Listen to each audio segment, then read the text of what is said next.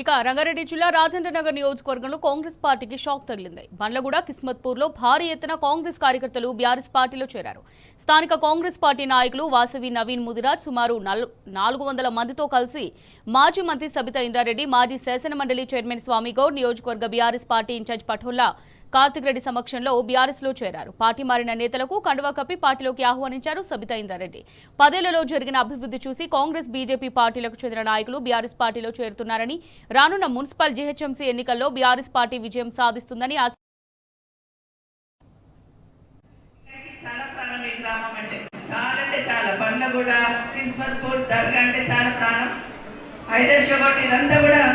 సొంత కుటుంబ సభ్యులను చూసి ఈరోజు ఇంతమందిని ఇక్కడ చూస్తూ ఉంటే నిజంగా చాలా సంతోషం అనిపిస్తుంది. వేదిక మీద కూర్చున్నంతసేపు నవీన్ నాకు ఒకటి చెప్తున్నాడు, రోడ్ విషయం ఎట్లా ఫైట్ చేసినాము, భవిష్యత్తులో 100 ఫీట్ రోడ్ అంటే ఏం చేయాలా అంటే నవీన్లో కసి చూశాను. ఆ కసి కింద వాళ్ళందరూ కూడా కనిపిస్తూ ఉంది.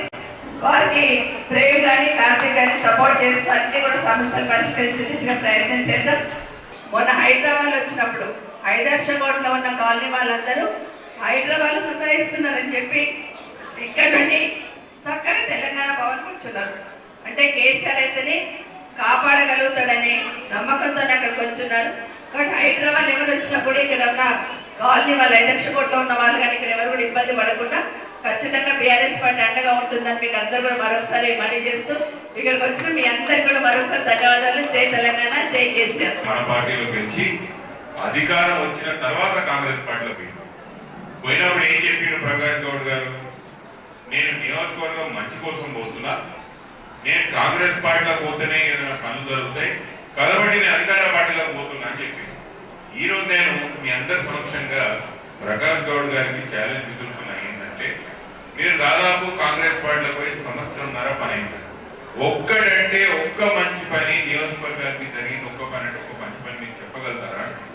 ఆ ఒక్క పని మాత్రం జరిగింది. ఏమైంది? ప్రకాష్ అన్నకు ఆయన పైరవేలు మాత్రం జబర్దస్త్ నడుస్తుంది. ఆయన ఎంటున్న దందా మాత్రం జబర్దస్త్ నడుస్తుంది. ఎంటున్న దందా ఏంటి, ఏ సంగతి అనేది మీకే బాగా తెలుసు. నాకు ఎప్పుడన్నా రాజకీయాల్లో ఉన్నప్పుడు ఏ నిర్ణయం తీసుకుంటున్నా కూడా, ముఖ్యంగా ఇన్నిసార్లు ఎమ్మెల్యేగా గెలిచిన తర్వాత, ఇన్నిసార్లు శాసనసభ్యులుగా మీరు అందరూ ఆశీర్వాదంతో నెగ్గిన తర్వాత మిమ్మల్ని దృష్టిలో పెట్టుకొని నేను ఈరోజు కాంగ్రెస్ పార్టీలోకి పోతే మా అమ్మలకి ఏం మంచి జరుగుతుంది, లేకపోతే మా తమ్ములకి ఏం జరుగుతుంది, నియోజకవర్గానికి ఏం జరుగుతుంది ఆలోచించుకొని పోవాలి కానీ స్వార్థం కోసం పోవాలి. ఈరోజు మీ అందరికీ తెలుసమ్మా ఎంతమంది మనం కిరాయి ఇంట్లో ఉంటున్నాం, ఎంతమంది కాదు డబుల్ బెడ్రూమ్ హౌస్ అని చెప్పి ఎంతమందికి రెస్పాన్సిబుల్గా డబుల్ బెడ్రూమ్ హౌస్ ఇచ్చిండ్రు. మా తమ్ములు ఎంతమంది ఈరోజు నిరుద్యోగులుగా పనిచేస్తున్నారు, నిరుద్యోగులుగా ఉంటున్నారు.